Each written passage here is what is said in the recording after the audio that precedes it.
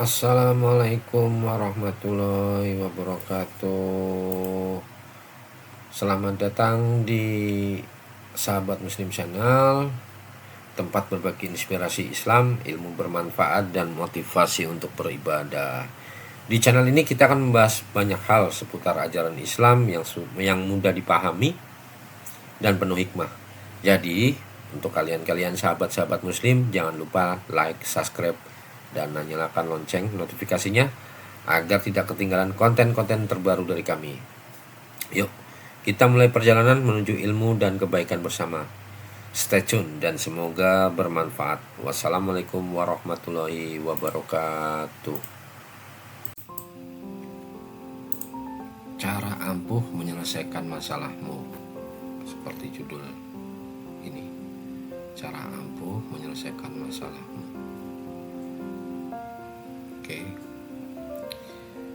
Kawan-kawan pendengar di YouTube Sahabat Muslim Channel ini, setiap orang pasti akan menghadapi masalah dalam hidupnya. Masalah bisa datang dalam berbagai bentuk, masalah pekerjaan, keluarga, kesehatan, bahkan masalah yang berhubungan dengan iman kita. Terkadang masalah itu datang begitu berat hingga membuat kita merasa lelah dan putus asa. Namun sebagai seorang muslim, kita diajarkan untuk tidak mudah menyerah dan selalu mencari cara yang terbaik dalam menghadapi masalah. Langkah yang pertama yang perlu kita lakukan adalah menyandarkan segala masalah kita kepada Allah. Itu namanya kepasrahan tadi. Menyandarkan segala sesuatu kepada Allah.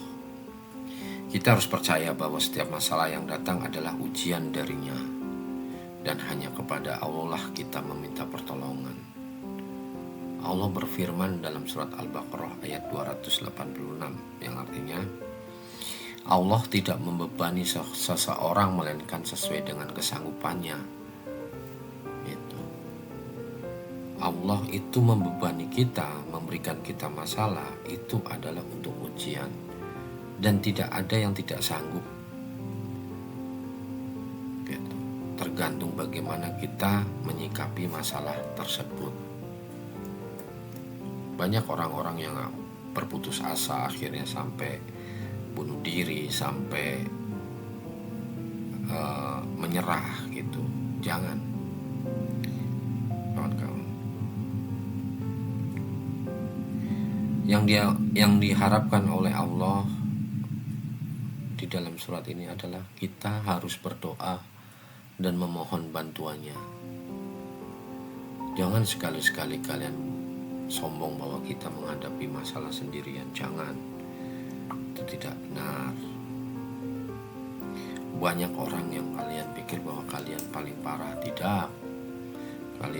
Kalau kalian mencari ujian-ujian berat, sekali-sekali datanglah ke rumah sakit. Lihatlah orang-orang yang berjuang dengan penyakit yang besar, ujian yang besar seperti kanker, seperti penyakit yang tumor atau apa. Gitu. Kalian sekarang sehat, bisa mendengarkan ini, kalian harusnya bersyukur bahwa kalian masih diberikan kesehatan yang lumayan besar. Mahal loh ilmu. Mahal. Ilmu sehat itu mahal. Jangan pernah menyerah. Pokoknya kita pasrah, sandarkan segala sesuatu kepada Allah. Yang kedua adalah sholat dan doa. Istiqomah ibaratnya. Karena sholat itu adalah sebuah ibadah yang harus kita lakukan setiap hari.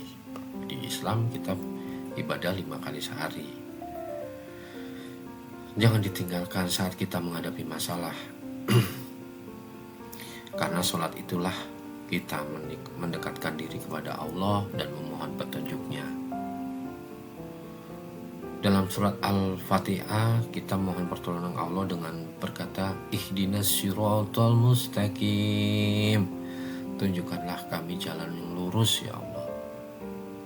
Maka jika kita menghadapi masalah, berdoalah dalam sholat, dalam setiap kesempatan.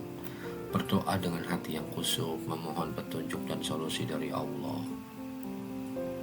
Gitu. Banyak sekali di sini yang sebenarnya sholat dan doa itu yang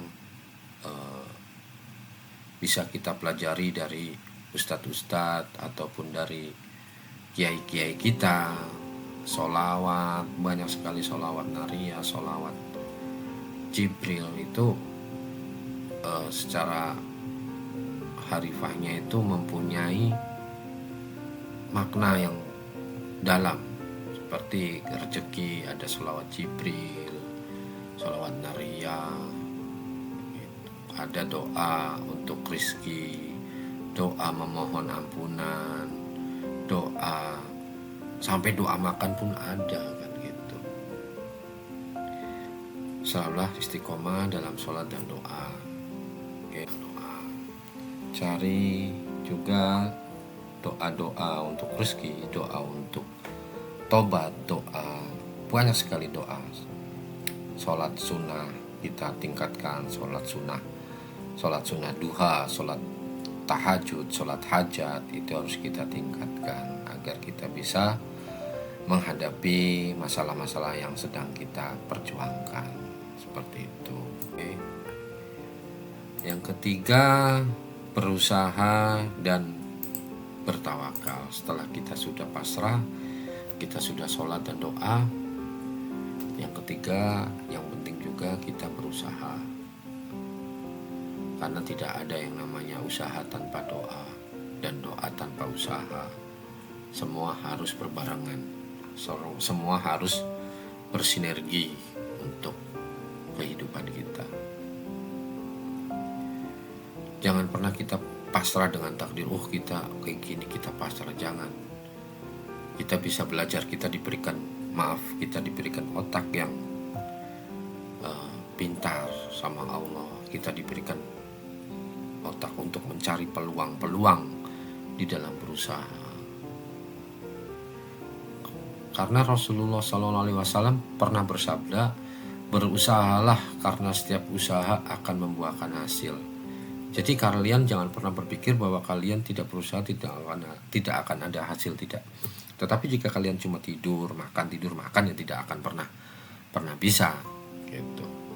Berusahalah, kalian berjalanlah, walaupun kalian berjalan ke tempat orang atau ke tempat kawan, kita akan pernah tahu di saat kita berjalan dan berusaha kita untuk mencari, ada aja yang meminta pertolongan kita dengan memberikan uang. Nah itu kan hasil gitu loh.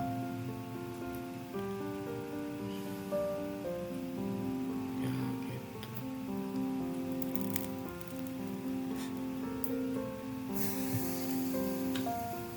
Setelah semuanya sudah kita laksanakan, kita tahu setelah kita berusaha dan semua sudah kita lakukan, kita bekerja, kita karyawan swasta, pegawai negeri gitu, udah berusaha gitu, udah bekerja dengan maksimal, dengan hanya mengharap ridho Allah.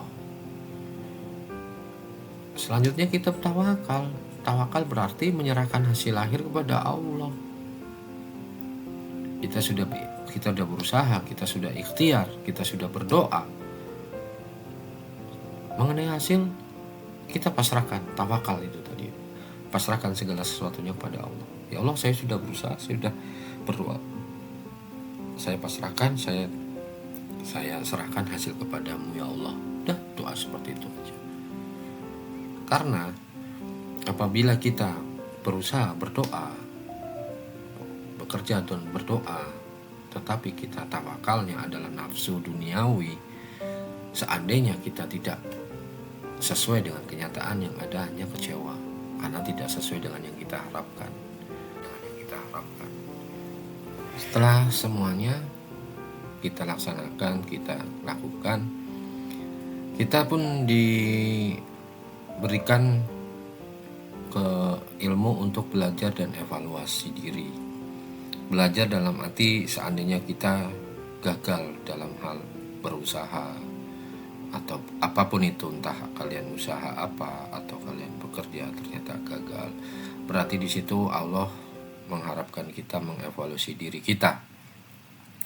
Apa yang salah? Apakah dosa-dosa kita, atau kita terlalu nafsu, atau kita terlalu apa di dalam pekerjaan atau usaha tersebut. Belajar dan evaluasilah setelah kalian tidak bisa sesuai dengan kenyataan.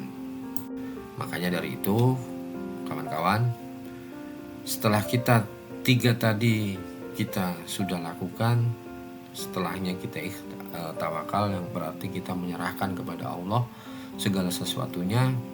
Insya Allah kita akan tenang dan insya Allah akan dikabulkan segalanya kalau kita dengan ketenangan gitu. Terus yang keempat, kita mencari nasihat dan dukungan dari sesama muslim. Maksudnya terkadang kita membutuhkan pandangan orang lain dalam menghadapi masalah. Dalam Islam sangat dianjurkan untuk saling menasihati dan membantu sesama. Ke masjidlah datang, acara masjid, acara entah berbuka puasa bersama nanti, atau pas lagi acara pengajian, atau kalian bisa datang ke para ulama-ulama, kiai-kiai, datangin rumahnya, atau ulama-ulama yang memang mempunyai karisma atau mempunyai keunggulan di bidang kehidupan. Itu banyak sekali. Kalian bisa mendengarkan nasihat-nasihat dari YouTube juga, seperti Ustadz Abdul Somad, Ustadz Adi Hidayat, Ustadz Khalid Basalama, untuk kehidupan yang harus kita lakukan, dan doa-doa apa saja yang bisa kita panjatkan, sholat apa yang harus kita lakukan juga, kan gitu. Jadi itulah makna pentingnya kita mencari nasihat daripada ulama atau sama muslim yang mengetahui. Mungkin kita nggak pernah tahu bahwa dia dulunya pun pernah mengalami hal yang sama seperti kita gitu. Jadi tidak ada salahnya kalau kita mencari nasihat kepada orang-orang yang lebih tua ataupun ulama yang lebih mengerti tentang agama, karena kita akan pernah tahu ternyata ada sebuah doa atau zikir yang kalian butuhkan, tetapi karena kalian malu tidak bertanya, hingga akhirnya kalian tidak bisa apa-apa. Jadi sangat disarankan bila kalian sedang mengalami masalah yang besar, datangilah seorang ulama yang kira-kira kalian bisa diajak ngobrol sama kalian untuk curhat. Karena kalau kayak laki-laki untuk curhat itu kadang-kadang susah, tetapi ke ulama yang dipercaya biasanya dia akan meluapkan semua keluh kesahnya. Karena menurut penelitian di Amerika itu, saya pernah membaca itu, kalau kita sudah mengungkapkan segala sesuatunya dari hati kita, insya Allah kita akan lepas, beban itu akan lepas, dan kita akan pernah berpikir secara ruwet di dalam hidup kita gitu. Dan yang terakhir, setelah semuanya sudah kita lakukan untuk diri kita supaya kita tenang dalam menghadapi, dan kita benar-benar konsentrasi berdoa dan sholat, bertawakal, itu kita harus mempunyai sifat yang sabar dan tenang. Karena dengan kesabaran dan ketenangan itu insya Allah semuanya akan diungkapkan, semuanya akan terlihat jelas seperti itu. Yang penting adalah kita harus sabar dan tenang dalam menghadapi segala sesuatunya. Itu yang paling penting setelah semuanya itu. Ya, demikian. Terima kasih karena telah mendengarkan channel kita. Semoga bermanfaat dan memberikan motivasi atau pembelajaran bagi kalian yang sedang mengalami masalah-masalah yang lain. Apabila ada salah kata atau salah dalam pengungkapannya, saya mohon maaf. Saya sendiri adalah manusia pribadi yang punya banyak salah dan sedang berusaha dan berdoa semoga YouTube saya bisa berkembang dan bisa bermanfaat bagi orang banyak. Assalamualaikum warahmatullahi wabarakatuh. Sampai jumpa lagi di episode-episode yang lain. Bye-bye.